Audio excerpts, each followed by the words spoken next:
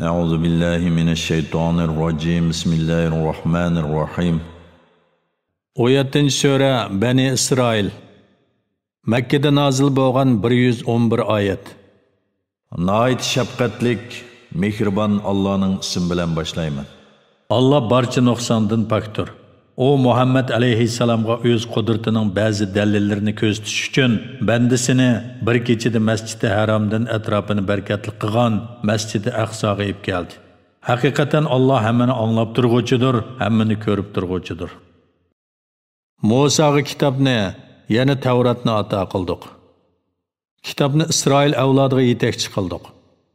Ularga mendan g'ayrini homiy, ya'ni parvardigor qilib dedik. Biz Nuh bilan birga kemaga tushirganlarning avlodlari. Ajdodinglarni g'arq bo'lib ketishdan qutqizdik. Allohning ne'matiga shukr qilinglar. Nuh haqiqatan ko'p shukr qiluvchi banda edi. Isroil avlodiga kitobda, ya'ni Tavratda Falastin zaminda cho'qim ikki qitim buzg'unchilik qilisizlar va zulm qilish bilan Alloh cheklagan ishlarni qilish bilan to'liq haddinglardan eshib ketisizlar deb vahiy qildik.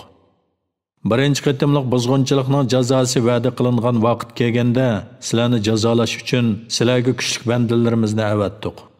Ular sizlarni o'ltirish, bulang-talang qilish uchun o'ylarni oqtirdi. Sizlarga dushmanni musallat qilish cho'qim ishga oshadigan va'da edi. Ondan yana tavba qilganinglardan keyin sizlarning ulardan ustunliginglarni asliga keltirdik. Sizlarga nurg'un mol va avlodlar ato qildik. Soninglarni ko'p qildik. Ey Isroil avlodi, agar yaxshilik qilsanglar, yaxshiliginglar o'zinglar uchundir, yomonlik qilsanglarmi o'zinglar uchundir. Ikkinchi qitimliq buzg'unchilik jazosining va'da qilingan vaqti kelganda dushmanlarning xor qilishi bilan yuzinglarda qayg'uning alomatlari ko'rilishi, ularning Baytul Muqaddasga dastlabki qitimda kirganda kirishi va ishg'ol qilganligi yerni vayron qilish uchun ularni biz avatdik. Agar tavba qilsanglar, Parvardigoringlarning sizlarga rahim qilishi muhaqqaq yaqindir. Agar sizlar qaytsanglar, ya'ni qayta buzg'unchilik qilsanglar, bizmi qaytimiz, ya'ni biz sizlarni qayta jazolaymiz. Biz jahannamni kofirlar uchun zindon qildik. Bu Qur'on haqiqatan eng to'g'ri yo'lga boshlaydi. Yaxshi ishlarni qiladigan mu'minlarga ularning cho'ng mukofotga erishadiganligi bilan xush xabar beradi. Ya'ni mu'minlarga xush xabar beradiki, oxiratga ishonmaydiganlarga qattiq azob tayyorladik. İnsan o'ziga va bola chaqalarga xayrli duo qilgandek, ochchig'i kelganda badduo qiladi. İnsan oldirong'idir. Kecha bilan kunduzni, kamoli qudratimizni ko'rsatadigan ikki alomat qildik. Kechining alomatini ko'tarib Parvardigoringning fazilini talab qilishinglar, ya'ni turmush lozimatliklarini tepish yo'lida sa'y harakatda bo'lishinglar uchun kecha bilan kunduzning olmishi orqali kunlarning, oylarning, yillarning sonini va hisobini bilishinglar uchun kunduzning alomatini yo'g'riqlik qildik. Diniy va dunyoviy ishlarning hammasini tafsili bayon qildik. Har bir insonning amalini uning bo'yniga esib qo'yamiz. Qiyomat kuni uning nomi amalini ko'rsatamiz. U uni ochiq ko'rdi. Onunğa namı amalını o'qig'in. Bugun o'zingga, ya'ni bu qilmishlaringga o'zing guvoh bo'lishing kifoya deyiladi. Kimki hidoyat topadi ekan, hidoyat topganligining foydasi uning o'zi uchundir. Kimki ozidi ekan, ozg'anligining ziyni uning o'zi uchundir. Bir odam yana bir odamning gunohini ustiga olmaydi. Payg'ambar avatmay turib, hech odamni jazolaganimiz yo'q. Bir shahar aholisini halok qilmoqchi bo'lsak, uningdagi davlatman odamlarni bizga itoat qilishga buyuramiz. Ular itoat qilmay, pisq-pasat qiladi-da, ularga azobimiz tegishli bo'ladi. Shuning bilan ularni qo'rqinchli ravishda halok qilamiz. Nuhdan keyin payg'ambarlarni inkor qilgan nurg'un ummatlarni halok qildik. Parvardigoring bandalarining gunohlarini to'liq bilib turishda, ko'rib turishda yetarlikdir. Biz dunyoni ko'zlaganlar ichidan xolgan odamga uning xolganini emas, bizning xolganimizni beramiz. Ondan uni oxiratda jahannam bilan jazolaymiz. Jahannamga u xorlangan, Allohning rahmatidan qo'g'langan holda kiradi. Kimki oxiratni ko'zlaydi ekan va mu'min bo'lib oxiratga loyiq amallarni qiladi ekan, bundoq odamlarning qilgan amali Allohning dargohida qabul bo'ladi. Bularning va ularning har ikkisiga Parvardigoringning ato qilganidan beramiz. Parvardigoringning ato qilgani hech odamdan ma'ni qilinmaydi. Ularning ba'zisini ba'zidan qandoq ustun qilganligimizga qarag'in. Oxirat darajalaridagi farq albatta texmi cho'ngdir va ustunlik jihatidagi farq ziyoda cho'ngdir. Allohga boshqa ma'budni sherik qilmagan. Unda qilsang Allohning dargohida ayblangan, Allohning yordamidan mahrum bo'lgan holda do'zaxda hamisha qolasan. Parvardigoring faqat uning o'ziga ibodat qilishinglarni va ota-onanglarga yaxshilik qilishinglarni tavsiya qildi. Ularning biri ya ikkilisi sening qo'l ostingda bo'lib yashinib qolsa, ularga ohoy demagin. Ya'ni mallallikni bildiradigan shunchalik so'zni qilmagan. Ularni do'shkanlamagin. Ularga hurmat bilan yumshoq so'z qilgan. Ularga kamoli mehribonlikdan nihoyatda kamtar muomalada bo'lgan. Va ey Parvardigorim, ular meni kichigimda tarbiyalaganidek ularga marhamat qilgan degin. Parvardigoringlar dilinglardagini obdan bilguvchidir. Agar sizlar yaxshi bo'lsanglar, ya'ni ota-onanglarni qaqshatquvchi bo'lmasanglar, Alloh sizlarning xatolig'inglarni kechiradi. Allah haqiqatan tavba qilib turg'uvchilarni mag'firat qilguvchidir. Tuqqonga, miskinga, ibn sabilga xayri saxovatdan haqqini bergin. Pul milonni noto'g'ri yo'llarga isrof qilmagin. Isrof qilguvchilar haqiqatan shaytonlarning qarindoshlaridir. Shayton Parvardigoriga to'liq kufrani ne'mat qilgan edi. Agar sen Parvardigoringdan kutayotgan marhamat nozil bo'lgandan keyin, ondan ularga xayri saxovat qilmoqchi bo'lsang, ya'ni qo'lingda ularga beradigan bir narsa bo'lmasa, ularga chiroyli gap qilgin. Qo'lingni bo'yningga bog'lab olmagin. Qo'lingni to'liq echib muvatmagin. Unda qilsang pulsiz qilib malomatga, pushaymonga qolasan. Shubhisizki, sening Parvardigoring xohlagan odamning rizqini keng qiladi. Xohlagan odamning rizqini tor qiladi. Alloh haqiqatan bandalarining ahvolini, manfaatini bilib turg'uvchidir, ko'rib turg'uvchidir. Kambag'allikdan qo'rqib bolalaringlarni o'ltirmanglar. Ularning va sizlarning rizqinglarni biz beramiz. Ularni o'ltirish haqiqatan cho'ng gunohdir. Zinoga yaqinlashmanglar, chunki u qabih ishdir. Yomon yo'ldir. Nahaq odam o'ltirmanglarki, Alloh odam o'ltirishni harom qildi. Kimki nahaq o'ltirildikan, qotildan qisos elish, ya diyat elish, ya kechirim qilish huquqini o'ltirilguvchining egisining qo'lida bo'ladi. Egisi qisos elishda chekdan eshib ketmasin. Qotildan g'ayrini o'ltirish ya uning a'zolarini kesish, bir odam uchun ikki odamni o'ltirish qatorliq ishlarni qilmasin. Nahaq o'ltirilguvchining egisiga Alloh haqiqatan madadkordir. Yetimning melini toki u balog'atga yetganga qadar yetimga eng foydali usulda tasarruf qilinglar. Ahdiga vafo qilinglar. Qiyomat kuni ahd ustida, ya'ni ahdiga vafo qilgan qilmaganlik ustida albatta savol so'roq qilinsizlar. Sizlar boshqalarga ochliq qatorliqlarni o'lchab berganda to'liq o'lchanglar va to'g'ri tarozda tatib beringlar. Bunda qilish sizlarga dunyoda yaxshidir. Oxiratliginglar uchun texmi obdandir. Bilmaydigan narsanga agashma. İnsan qiyomat kuni quloq, ko'z, dil, ya'ni sezgi a'zolarining qilmishlari ustida haqiqatan savol so'roq qilinadi. Sen zaminda mag'rurani yurmagin. Haqavurlikdan oyog'ing bilan yerni teshib o'tmaysan.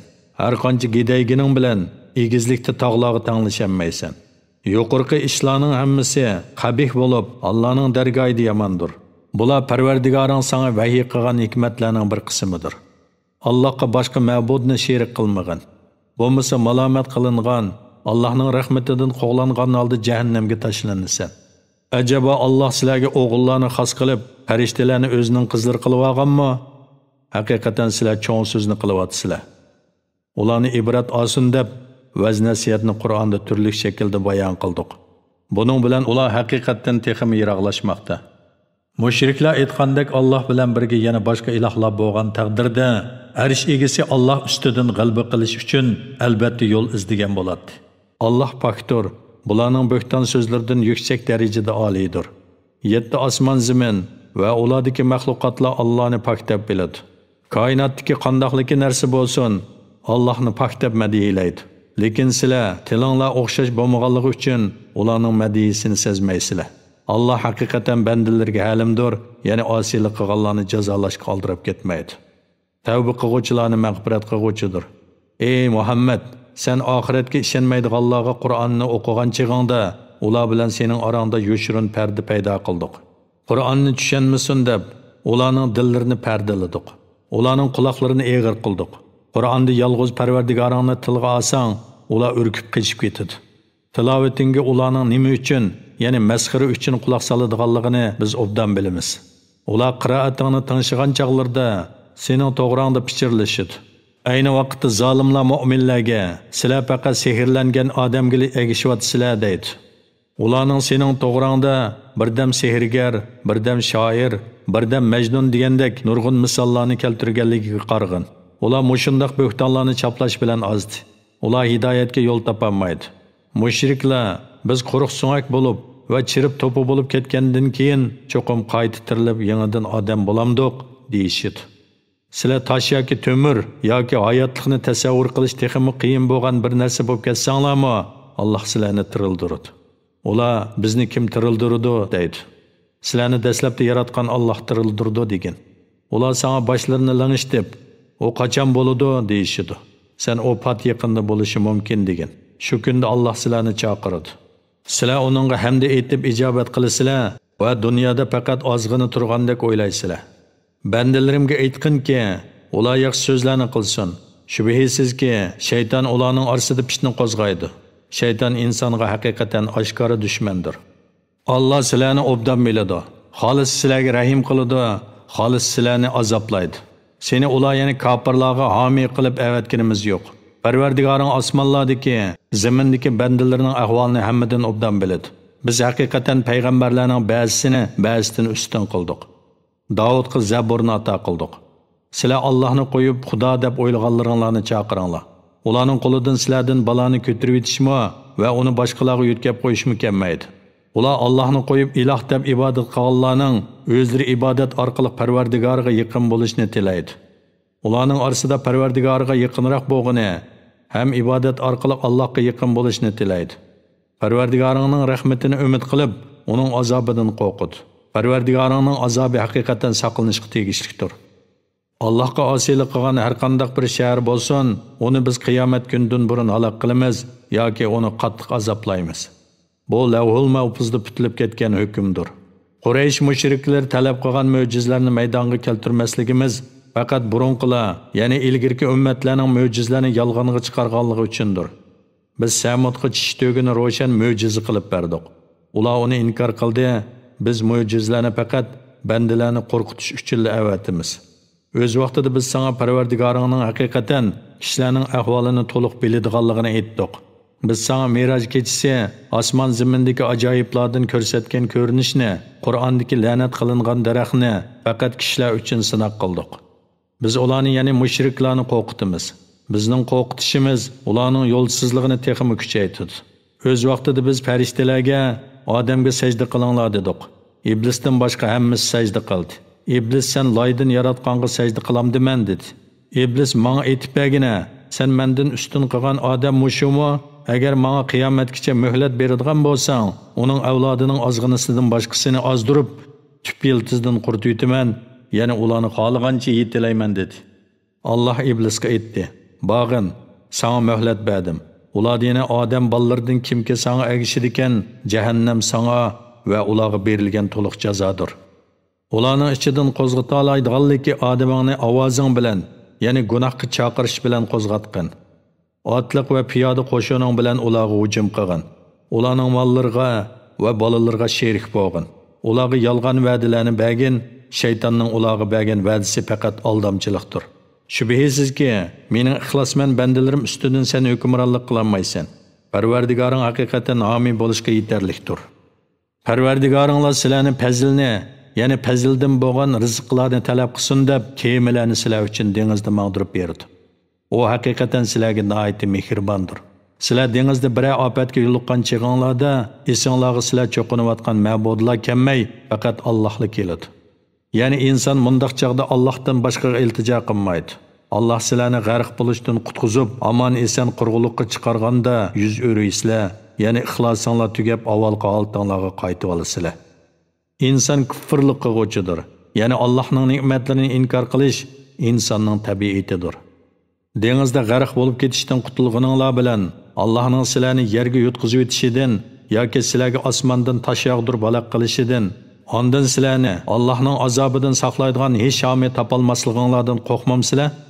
Yoki Allohning sizlarni dengizda qayta qatnatqizib, dengizdagi chig'inglarda qora bo'ron chiqarib, kufrlik qilganliginglar tufaylidan sizlarni g'arq qilib etishidan, ondan sizlarga bizdan o'ch ep beradigan hech ahadi topolmasliginglardan qo'rqmamsizlar? Shak shubhisizki, biz odam bolalarini hurmatli qildik. Ularni quruqlikda uloqlarga mindirdik. Dengizda kemalarga chiqardik. Ularni shirin yemekliklar bilan rizqlandirdik. Ularni mahluqotlarimizning nurg'unidan ustun qildik. Biz hamma odamni ularning nomi amali bilan chaqiradigan kunni esingda tutqin. Nomi amali o'ng qo'lidan berilganlar o'zlarining nomi amalini o'qiydi, ularga qilchi zulm qilinmaydi. Bu dunyoda dili ko'r bo'lgan odam oxiratda ko'r va texmi gumroh bo'ladi. Ular seni biz sana vahiy qilgan Qur'onga xiloflik qildirib, bizga Qur'ondan g'ayrini iftiro qildirishga tas qoldi. Ularning ko'ngildagidek qilganingda, albatta ular seni o'zlariga do'st qilib oladi. Seni biz haqda turishda mustahkam qilmagan bo'lsak, ularga moyil bo'lib ketgili haqiqatan tas qolgan eding. Agar shunda qiladigan bo'lsang, albatta sana dunyo va oxiratda aslab azob bergan bo'lardik. Ondan sen bizga qarshi yordam beradigan hech odam topolmayding. Ular seni zamindan, yurtingdan chiqarib etish uchun u yerda seni xotirjam turg'izmaslikka urindi. Shundaq bo'lganda, sen chiqib ketgandan keyin ular ozgina vaqt tura oladi. Bu bizning sendan ilgari avatgan payg'ambarlarimiz haqida tutgan yo'limizdir. Ya'ni payg'ambarlarni orasidan haydab chiqargan har qanday ummatni halok qilish Allohning payg'ambarlari haqida tutgan yo'lidir. Tutgan yo'limizda o'zgarish topolmaysan. Ey Muhammad, kun qayrilgan vaqtdan tortib qorong'i tushgan vaqtga qadar namoz o'qigan. Bomdod namozini o'qigan, kunduzning va kechining farishtalari cho'qim bomdod namozda hozir bo'ladi. Sana nafli ibodat bo'lishi uchun kechining bir qismida namoz o'qishga, Qur'on o'qishga uyg'ongin. Ey Muhammad, Parvardigoringning seni madihlanadigan o'ringa, ya'ni buyuk shafaat maqomiga turg'izish haqiqatdir. Parvardigorim, meni qabrimga o'ngishli kirgizgin, qabrimdan o'ngishli chiqargin. Menga dargohingdan haqqa yordam beradigan quvvat ato qilgin degan. Haqiqat ya'ni islom keldi. Botil ya'ni kufr yo'qoldi. Botil haqiqatan o'ngay yo'qoladi degan. Biz mu'minlarga, ya'ni ularning dillariga shifo va rahmat bo'ladigan Qur'on oyatlarini nozil qilamiz. Qur'on kofirlarga ziyondan boshqani ziyoda qilmaydi. İnsonga turli ne'matlarni bersak, Parvardigorining ibodatidan yuz o'raydi. Cho'nchilik qilib Parvardigoridan yiroqlashadi. Uningga bir ko'ngilsizlik yetsa, Allohning rahmatidan ma'yuslanib ketadi. Har odam hidoyat va gumrohlikda o'z yo'li bo'yicha ish qiladi.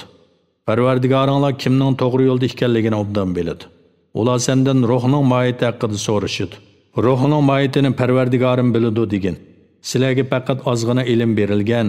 Agar biz xohlasak sana vahiy qilgan Qur'onni albatta dillardan va mushaflardan ko'tarib o'tadiq. Ondan uni asli keltirishga va bizga qarshi hech qanday homiy topolmayding. Faqat Parvardigoring rahmat qilish yuzasidan uni ko'tarib o'tmadi. Allohning rahmati sana haqiqatan cho'ng bo'ldi. Aytqinki, agar insonlar, jinlar bu Qur'onning o'qishini maydonga keltirish uchun yig'ilib bir-biriga yordamlashgan taqdirdami, uning o'qishini keltirolmaydi. Bu Qur'onda insonlar uchun turli misollarni xilma-xil shaklda bayon qildik. Ro'shan paketlarning bo'lishiga qaramay, insonlarning to'lisi faqat haqiqatni inkor qiladi. Ular aytdi: "Toki sen bizga yer ostidan bir buloqni etildirib chiqmaguncha, sen hargiz ishonmaymiz. Yoki sening xo'rmiliq, talliq va o'ttirisidan o'stanglar eqib turadigan bir beg'ing bo'lsin. Yoki sen aytgandek, ustimizga osmonni parcha-parcha qilib tushirgin. Yoki payg'ambarligingga guvohchi qilib Allohni va farishtalarni oldimizga keltirgin. Yoki sening oltindan uying bo'lsin, yoki sen shoti bilan osmonga chiqqin. Toki Alloh tarafidan sening uning bandisi va payg'ambarligi ekanligi yozilgan, biz o'qiy oladigan bir kitobni elib tushmaguncha sening osmonga chiqqanligingga hargiz ishonmaymiz." Ey Muhammad, ularga aytqinki, Alloh pakdir, men faqat bir payg'ambar insonman. Allohning izni bo'lmasa hech odam bir mo'jiz keltirolmaydi. Ular yani müşriklarning o'zlariga hidoyat, yani payg'ambar bilan Qur'on kelgan chaqda iymon etmasliklari Alloh insonni payg'ambar qilib avatamdi deganliklari uchundir. Ey Muhammad, ularga aytqinki, mubodi zaminda, yani zamin ahlidek menib yuradigan, o'ltiraqlashgan farishtalar bo'lsa edi, albatta ularga osmondan farishtani payg'ambar qilib tushirardik. Ey Muhammad, aytqinki, Alloh men bilan sizlarning oranglarda mening rostligimga guvoh bo'lishiga yetarlikdir. Allah haqiqatan bandalarning ahvolini bilib turg'uchidir, ko'rib turg'uchidir. Kimki Alloh hidoyat qilgan ekan, u hidoyat topg'uvchidir. Alloh gumroh qilgan odamga Allohdan boshqa azobdan qutuldiradigan hech yordamchilarni topolmaysan. Qiyomat kuni ularni dum yotqizib so'ralgan ko'r, gacha, gaz holda yig'imiz. Ularning joyi jahannam bo'ladi. Jahannamning o'ti pastlab qolsa, ularga o'tni texim yalqunjitimiz. Ularning oyatlarimizni inkor qilganliklari va chirgan so'ngak va to'piga aylanganimizdan keyin rostila qaytadan tirilib yangidan odam bo'lamdiq deganliklari uchun ularga berilgan jazo ana shudir. Osmonlarni, zaminni yaratgan Allohning ularga o'xshash insonlarni yarata oladiganligini ular bilmamdi. Allah ularning o'lishi va tirilishi uchun shak shubhasiz muayyan vaqt belgiladi. Zolimlar faqat kufr qila unaydi. Agar Parvardigorimning rahmat xazinalari sizlarning qo'lingizda bo'lsa, chiqimdan yana tugab ketishidan qo'rqib, cho'qim bexillik qilayotganlar inson bexil keladi degan. Biz Musoga haqiqatan 9 ro'shan mo'jiza ato qildik. Musa Fir'avnga va uning qavmiga kelgan chaqda biz Musoga ulardan Isroil avlodini qo'yib etishni so'ragan dedik. Fir'avn uningga: "Ey Musa, seni men cho'qim jadu qilingan deb o'ylayman" dedi. Musa: "Ey Fir'avn, bular yana 9 mo'jizani faqat osmonlarning va zaminning Parvardigori mening rostligimni isbotlaydigan dalil qilib nozil qilganligini sen garchi tilingda ixro qilmasangmi, dilingda albatta obdan bilasan. Men seni, ey Fir'avn, haqiqatan halok bo'ludi deb o'ylayman" dedi. Fir'avn ularni Misr zamindan chiqarib etmoqchi bo'ldi. Biz Fir'avnni va uning bilan birga bo'lganlarning hammasini dengizga g'arq qilib etdik. Fir'avnni g'arq qilib etgandan keyin biz Isroil avlodiga Misr zaminda turinglar. Oxirat va'dasi, ya'ni qiyomat kelgan chaqda sizlarni qabranglardan mashargohga kofirlar bilan mu'minlarni aralash ilib kelamiz dedik. Qur'onni haqiqat asosida nozil qildik. Qur'on mu haqiqatni o'z ichiga olgan holda nozil bo'ldi. Seni biz faqat xush xabar berguvchi, ogohlantiruvchi qilib avatdik. Qur'onni kishilarga dona-dona o'qib berishing uchun uni bo'lib-bo'lib nozil qildik. Uni tadrijiy nozil qildik. Qur'onga mayli ishoninglar yoki ishonmanglar. Chunki ishonishinglar Qur'onga kamolat, ishonmasliginglar Qur'onga nuqson kelmaydi degan. Shubhasizki, Qur'on nozil bo'lishdan ilgari kitob berilganlar Qur'onni anglagan chaqlarda ta'sirlanib, darhol sajdaga boradi. Ular Parvardigorimiz pokdir, Parvardigorimizning va'dasi cho'qim o'rinlanadi deydi. Ular yig'ilgan holda sajda qilishga yiqiladi. Qur'onni anglash bilan ular Allohdan texmo aymanadi. Allah deb atsanglarmi bo'ladi, Rahman deb atsanglarmi bo'ladi, qaysini atsanglar hammasi yaxshidir. Chunki Allohning nurg'un go'zal ismlari bor degan. Namozingda qiroatni mushriklar anglab qilib sana arziyat yetkazmasligi uchun yuqori ovoz bilan o'qimagan. Mu'minlar anglamay qolmasligi uchun past ovoz bilan o'qimagan. Ularning orasida o'ttirhal yo'l tutgan. Aytqinki, jimi hamd sana balasi bo'lishdan pok bo'lgan, saltanatida sheriki bo'lmagan, xorliqdan qutulish uchun do'stiga muhtoj bo'lmagan, ya'ni xor bo'lmagan, yordamchiga muhtoj bo'lmagan Allohga xosdir. Allohni mukammal ravishda ulug'lagan.